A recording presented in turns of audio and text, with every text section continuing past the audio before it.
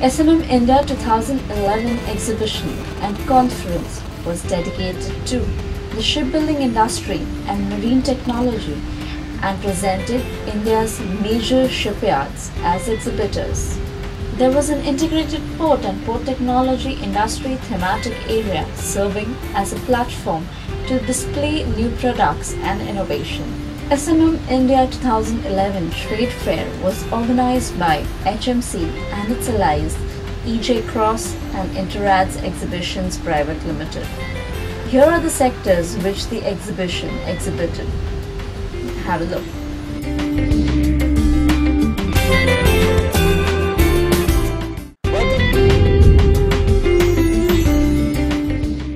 SMM India conference was also held at the same time on the exhibition grounds. The conference featured high-ranking national and international speakers addressing current key industry issues. Let's take a look what few speakers had to say.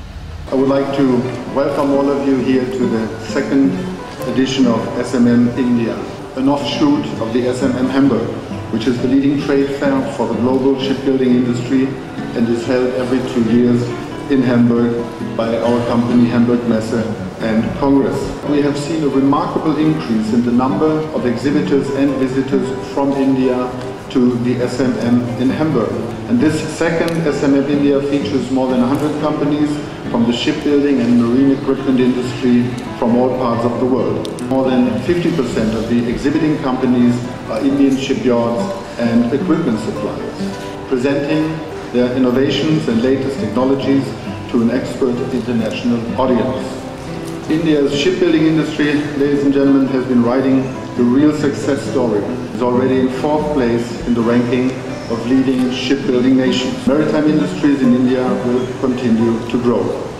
These conferences, exhibitions, which to some extent at least brings the maritime industry into the focus of the general public at large, and of course gives a wonderful platform for sharing of ideas, knowledge amongst the maritime players. Indian exim trade has been growing, obviously that's only expected.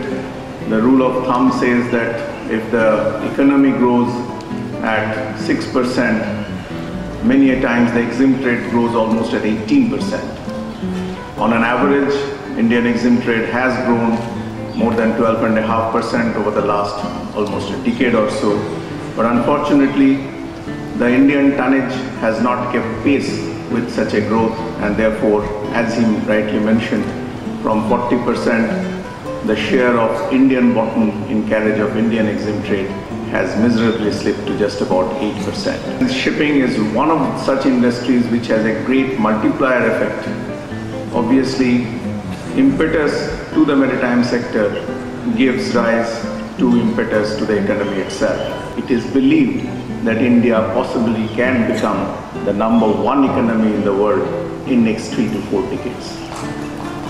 But all this we very strongly believe can only be achieved provided infrastructure and the maritime sector also grows simultaneously with the manufacturing sectors. Of course, India has emerged to be possibly one of the most important service sector country in the world. India is also turning out to be one of the most important manufacturing hub along with China for the world. अहमियत इस बात की नहीं है कि आप कहाँ हैं, अहमियत इस बात की है कि आप जहाँ हैं वहाँ क्या कर रहे हैं. It's not so important as to where you have been placed, but the question is, what are you doing wherever you have been placed? We have taken a decision about giving a preference to the ships built in India in the right of first refusal. We have import duty waiver on the spares. The Indian shipbuilding industry has to develop a reputation for timely delivery of whatever asset they have committed to. If we are looking at some kind of Indo-German collaboration, then at least the punctuality is the part that we must learn from our friends in Hamburg. The second issue which I would like to draw your attention to is the opportunity which presents itself in terms of bringing in more energy efficiency. All of you are aware that in Cancun summit, India has looked at the idea of reducing the GHG emission and maybe to some extent taking certain quantitative targets. Shipping industry doesn't contribute greatly to the GHG gas emissions, maybe 3%. Within shipping, can we contribute our bit to reduction in the GHG gases? Yes. How do we do that? Retrofitting the existing ships with LNG as a fuel, I think is a very potential area. And in fact, Ministry is also looking at it seriously as part of the shipbuilding subsidy. Even retrofitting could be one of the areas. Replacement of older engines with new type of engines and new type of fuels.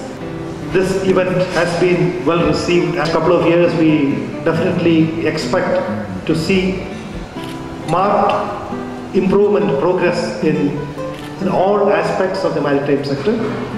The Indian economy, as was mentioned earlier, the Indian economy has been growing. It has been able to withstand the difficulties caused by the global economic slowdown. Even the Indian shipping industry, even the business at the Indian ports, these have also shown growth trends even in the difficult years. Overall, the atmosphere is definitely positive. In the maritime sector, the events are all fragmented and segmented. There are no linkages with the players who operate in the forward or backward areas. Shipbuilding or shipping, ports, these are all integral parts of one big exercise, and there has to be an organic linkage. There has to be a collective thinking of all these players if we are able to see the sector as a whole and plan for the growth of the sector as a whole.